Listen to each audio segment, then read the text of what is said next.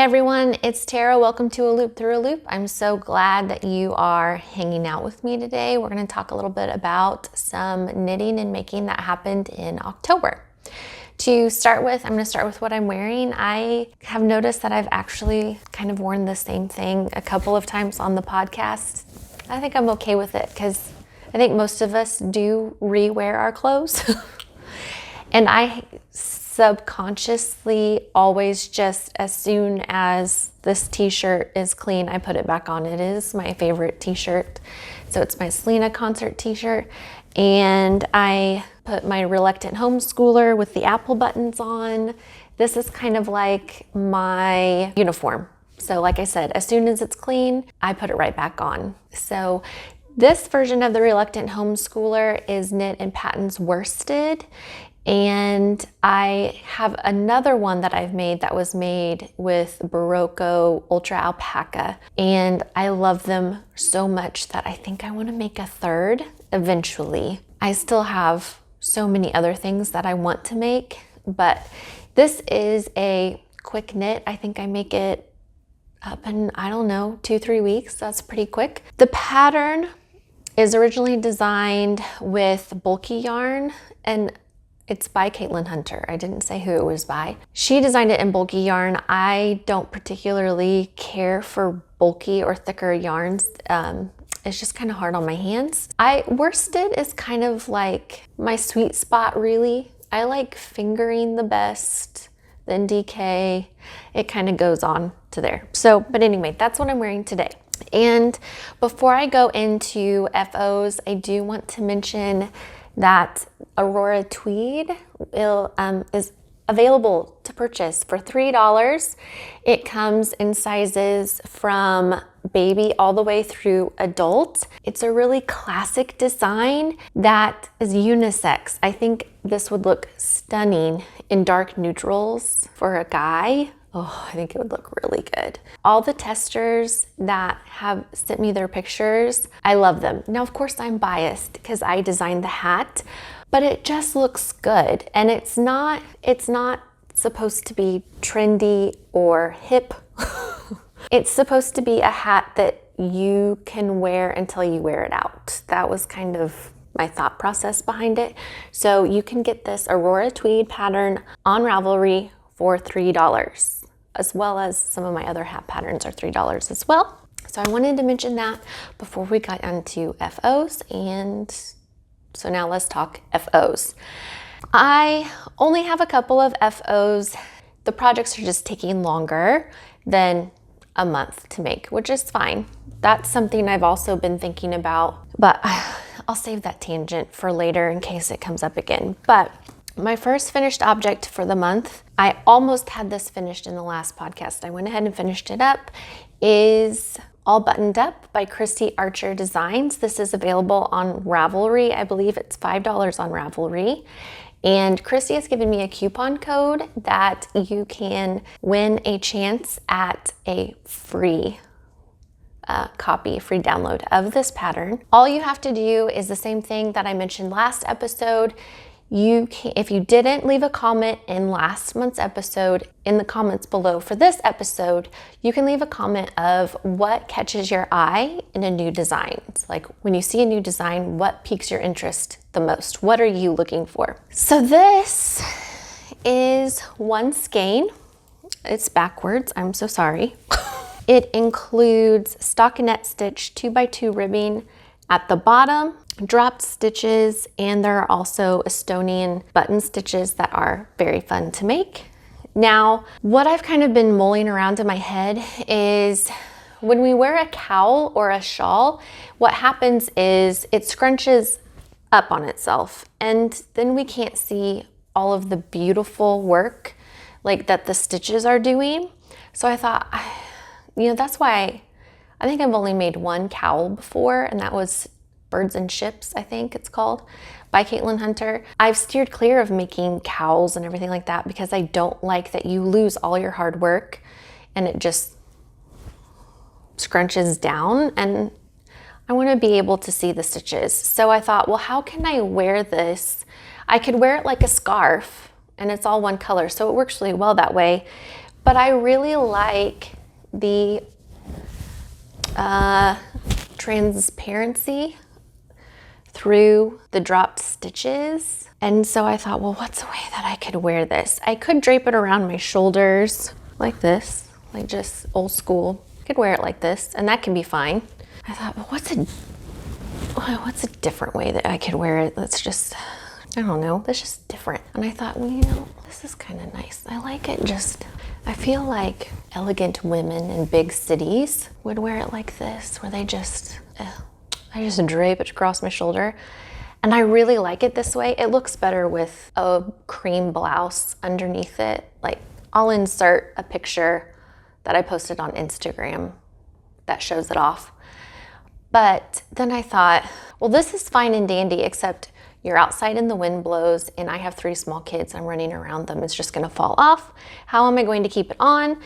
And I didn't want to use a shawl pin, because a shawl pin in the back sounds like a really bad idea. A cuff was not gonna work. And so what I went on a search for is a cinch clip, and I was able to find one. The one that I purchased is by Lena Angelove, I hope that is correct, of Lanita Creations. Here's her card. Oh, maybe it's not gonna focus because my face is in the way. And I purchased this off Etsy. I just went to town trying to find just the right clip. I wanted a clip that kind of looked like a piece of jewelry, and she had it in this beautiful kind of golden amber color, and I thought that's perfect because a lot of things that I wear will go with this color. She had a couple others, but they just weren't ticking for me. So what I do is I clip the sides of the shawl onto this in the back, and then I can have it kind of like a shrug. Is that what I'm thinking of? Like a shrug? Boom. And then it's gonna stay. And I really like wearing it also with my half wrap. I'll put that up here. Because I made the smaller size, my hot pink and hot red. Triangles wrap is the smaller size, which I actually really like. I know that there are some people that said the small size is just too small and the big size is too big, so they make something in between. With this cinch clip and using it, I can kind of clip the ends of the shawl or the sides of the shawl where I want them, and it's not a big deal.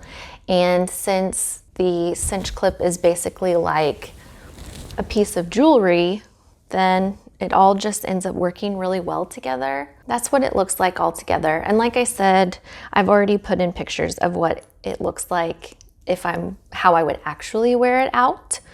Okay, and then my last finished object was kind of an impromptu, I guess it's not really impromptu. Going ahead and getting the pattern and casting it on felt kind of sudden, even though it's something that I've been thinking about in the back of my mind for like several months now. Is a pair of socks. I did it. I made a pair of socks, like legit fingering weight socks, but they're baby size. Oh, look how cute these are. I went ahead and bought Andrea Mowry's Everyday Sock Pattern because she is a pattern designer that I know for sure I am successful with the way that she writes her patterns. I can understand them well. She provides support if needed, because I learned the Turkish cast on, which I kind of liked. I was worried that I would find it kind of fiddly and tedious, but I didn't. I actually really liked it. And dare I say, I really had fun making these. And maybe it's because they're for babies. That's why I liked them. Like, I made a special bag. Here's the bag I made. This is now officially my unofficial sock bag. So now I'm thinking I might just always have socks on the go in the car for the car line. I never would have thought. So this is my sock bag. These are my first pair of socks. They coordinate so sweet. These will go to my nephew because I'm afraid that that blanket is not going to be done in time by the time he's born. And I desperately want to be able to send him something. I already have some yarn in here for other socks, and I have an unofficial sock needle that will just be for socks. I went ahead and did that. I thought, well, if we're gonna do this, let's do it. now I know whenever I grab my green bag with the llamas on it, at least I hope those are llamas. I'm gonna feel kind of silly if those aren't. But yeah, these are my sock bag. This is my sock bag. I cannot tell you how, like, I can't adequately describe the level of joy and happiness just looking at this bag brings me. It feels almost like, I don't know what's the word I'm looking for. It almost just seems a little bit ridiculous how happy, just like, this is an example of going to the craft store and the stars align and everything you need is just like, oh, there's that fabric. There's that trim. I can use that yarn. I did order the ribbon online. This is grosgrain ribbon. I don't know the integrity of the ribbon over time. I may have to change this to like a fabric drawstring like my other bags, but I ordered this online. It's supposed to be like a hair bow website, and you can get grosgrain ribbon for pretty decent price. And the trim really does it for me. Anyway, you're not here about the bag, but I could go on and on about the bag. So those are finished objects and perhaps the beginning of falling in love with making socks. I just would have never guessed it. Going into whips. Now, since I just shared those sweet precious baby socks, let's talk about his little blankie that I have been working on. And I have made some progress. I even put in, so from where I showed it last time, I put in a progress keeper, and there is progress. It is slow progress, but there is progress nonetheless. For the month of November, baby's due in November. This is my main knit. This is like my dinner knit. Focus in, get it done. I'm using the Granada potato pattern from 52 Weeks of Shawls, written by Claudia Quintanilla. I am still working on increasing in plain stockinette, and I haven't reached the stitch pattern section yet, but I am persistent. I'm so close. Well, I always think I'm so close, and then I figure out the math of how many more stitches I need to add and then calculate how many more rows that means. And I'm like, well, I'm closer than I was, but maybe not as close as I think I am. This is kind of more of the same in my sweet little Mickey bag that I made for it.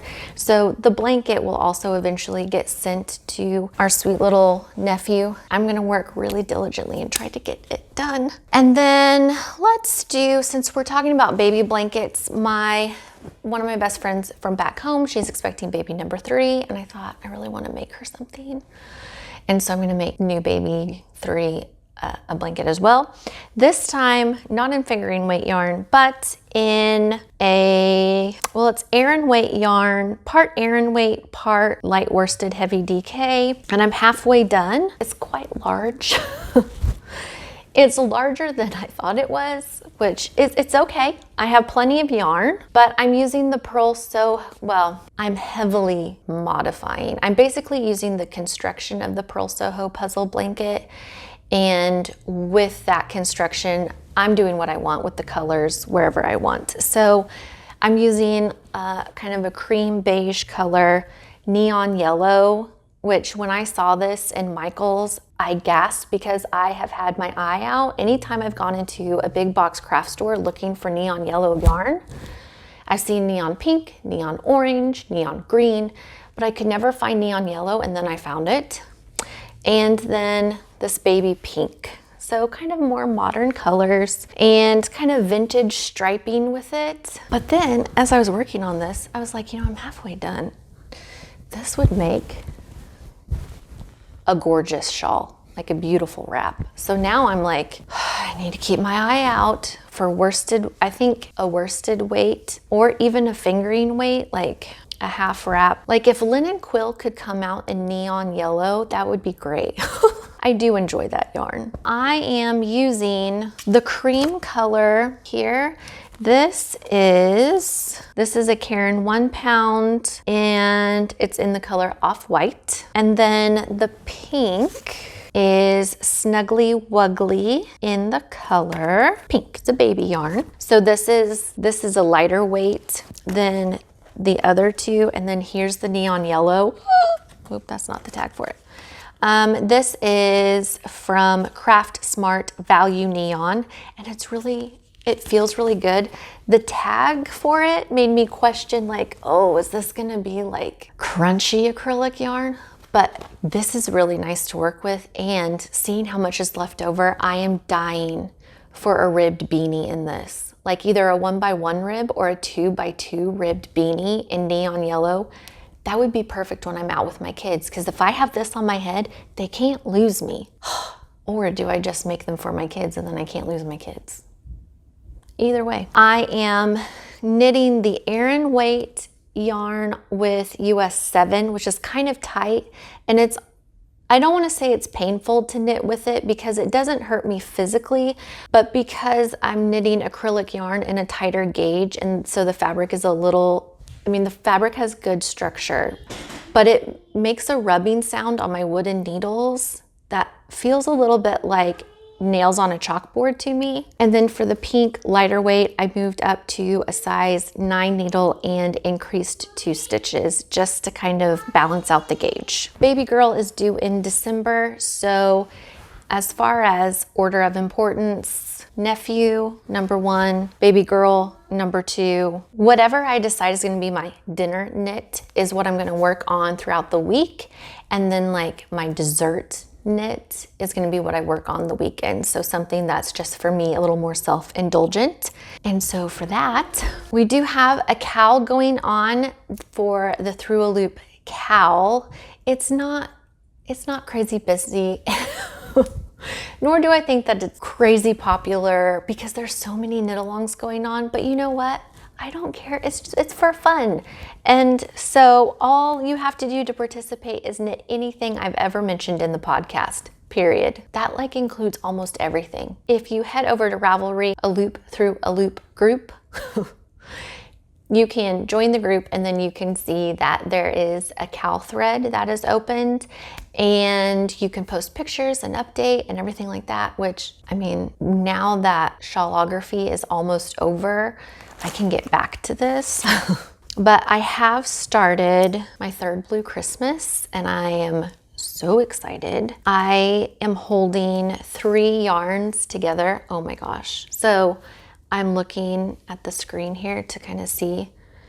That's pretty true to color. All of my active balls of yarn are kept in one bag, so if it gets tangled up, it's all coming from one spot, so I'm not too worried. I am using Knit Picks Aloft lace weight in the color Iceberg, and then this is Knit Picks Gloss lace weight in Clarity. And my 3rd skein is from Christy Archer Designs. This is her non-superwash fingering weight yarn in the color Sea Glass, but she's no longer dyeing yarn. These 3 held together, which separately, they kind of don't look like they match, and they don't match, but held together, they go, which that's kind of what I like. Not necessarily match. I don't want it to match, I want it to go. Because too much matching sometimes feels a little bit overthought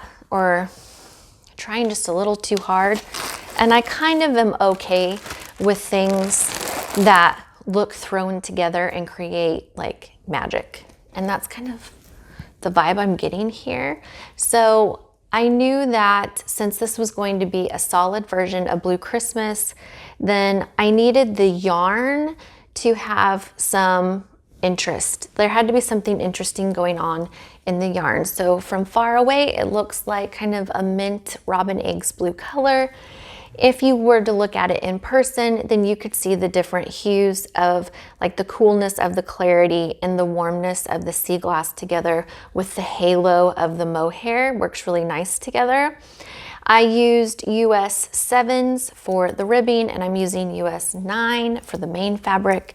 So this, once I get Shawlography completed, this will become my dessert knitting on the weekends. And our cowl for a loop, Through a Loop cowl goes on through the end of the year. So December 31st is when it'll end. So there's still plenty of time for me to finish this, and there's plenty of time that If there's something you're working on that I've mentioned in the podcast, just go ahead and put it in. And I don't know if there will be prizes or anything like that. I've thought about it, but I haven't like really thought about it, if I'm being honest. But you know, if there's only like 3 of us doing it, then I'll just send everybody something. I am going to share my progress on Shawlography. So if you're somebody who doesn't want spoilers, thanks for watching. Catch you next time. See you in November. Love ya. If you're somebody that could care less, but you just want to see what it's worked up as, okay, well, let's dive in. So I wanted to join Shawlography. It just felt right. Like I wasn't joining it for any other reason other than I just really wanted to. After knitting Vertices Unite by Stephen West, I know that I enjoy the creative aspect, almost like the art of knitting one of his patterns. And so I thought, you know what, I'm just gonna go for it. Chances are it's gonna be really big. And you know what, I'm totally okay with that. And because he has a saying, if you make it by hand, make it grand. And I was like, okay, then let's do that. And I also wanted to make sure that I picked colors that were my colors. Sometimes I feel like if I'm picking out yarn for a certain project, I think about what the designer chose or kind of what's trending or popular at the time. The problem that I have with that is when I go to knit the pattern, I like it, but I don't love it. When I went to search out for yarn colors, I went to my Pinterest board and I have a board completely dedicated to color combinations, color stories that I really, really enjoy. And so I used one of those pictures to pull colors, and I knew that I wanted more of a rustic yarn and that just felt a little more down home. It's not overly fussy. And so I used Holst Garn, which was great because that's pocketbook friendly, and it got here in a really decent amount of time. It just feels like everything about this project has fallen into place as if it were meant to be. I've been able, knock on wood, I've been able to keep up with the clues each week. Now, clue 2, I didn't know if I was gonna make it. There was so much knitting included in clue 2 that I thought, oh man, if this is just clue 2, I don't know what clue 3 and 4 are gonna be like. Like I don't think I'm gonna be able to keep up with this. But the good news is clue 3 was a lot shorter, which gave me some time to breathe. But this has been like my weekend knitting, and I've given myself permission that while this mystery knit along was going on, I was allowed to be selfish and indulgent and knit on the weekends if I wanted to. The kids can play around me, they can sit and snuggle with me, and still we can do all of our things, but I get to work on my project. Mommy gets to do something that mommy likes to do that makes mommy happy and feel good, besides being mommy. That's my TED Talk. So here we go. We will start with my wins. My ends are woven in, but I haven't trimmed them. I'll trim them after I block them. So here we start with clue 1. So we have short row wedges. I think this is funny. This was section 1. And in my head, I'm thinking, well, couldn't this and this be section 1? But whatever. Listen, Stephen West is a genius. The reason his shawls are so mind-blowing is because he knows all the rules, and then he knows how to shift them or break them to create works of art. So anyway, the short row wedges, not too bad. I kind of liked that section, decent. This section here, it was actually really fun. I apologize that I can't remember what he titled it. Then we have the I-cord loops, and I'm glad I did them, and I love it with the work, like with the whole look of the shawl, but I'm going to tell you, there is not one I-cord loop that I liked making. I can make a regular I-cord and not have any problems at all. This, I had to make myself finish it. I had a little Tara on my shoulder in my mother's voice saying, you will get this done. So really, I just had to push through. I had to just trust. In Stephen we trust. And then, so that was after the loops, that was all clue 1. And then clue 2 included the, I don't know, some pearl buns. That was fun. I liked this section. And then the welts, surprisingly, I really liked making the welts. I was a little apprehensive after the I-cord loops, but I liked making the welts. And I know that that's not the case for everybody else. And then I guess I could turn this around so it's not upside down anymore. Then you go to the triangles, which when I finished this with the welts at the bottom and the triangle, and then the triangle and then the baubles, I thought they look like little party hats. I don't know if he meant them to look like party hats, but it makes me think of a birthday party. And I liked making the baubles. I made a couple baubles using the technique that he showed in the video. I always watch the video and then I go to knit. And I was like, I don't like making baubles this way. I'm just gonna make the baubles the way that I make them because I like making them that way. The most underrated knitting skill that I have, that I'm like all hail to, is knowing how to knit backwards. I don't have to turn my work if I don't want to. I know how to knit and purl backwards. That is one thing, like hands down, best insider tip and trick I ever learned. So I used my baubles by knitting and knitting backwards to make the bauble instead of turning my work. That's why I went into that. Okay, so then after the baubles, you go into 2 short row wedges right here, and they're striped, and there's one on the other side. In my head, I kind of had an inkling, since I've made the half wrap before, that you think, oh, short rows, wedge, it won't take that long at all. I thought it was this section. These short row wedges in clue 2 that I thought, I don't know if I'm gonna get this done on time. It's not difficult, but there is a lot of knitting in this section. So then I opened up clue 3 and he said brioche. And I was like, I audibly groaned like, oh. I don't not like brioche, but I'm not drawn to brioche either. And I thought, okay, this is where I adopted the mentality that Stephen West is my physical trainer, but for knitting. In this shawl pattern, he has designed things that I don't necessarily want to knit, but they're done in short bursts. Like this is like a HIIT workout, high interval training workout. So like you're not doing any one technique or stitch pattern for a really long amount of time. You're doing it in short bursts, and you can do anything in a short burst. But when I saw the brioche, I was like, oh, that's like somebody telling me now, do 10 burpees. Oh, you know, in the end, totally worth it. But in the beginning, I was like, oh my God, okay, fine. So then I did it, and I think I like brioche now. And so now I'm thinking, do I want to make Seriously Holy? Do I want to make, is it Flying Foxtails? Is another brioche pattern he has.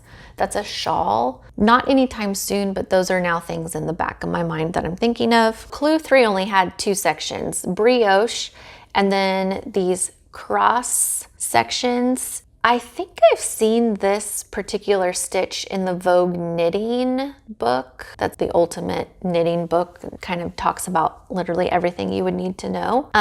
This row of cross stitches, it did take a long time because the shawl has grown quite a bit in size. And I'm doing everything exactly as written to pattern. And I love this yarn.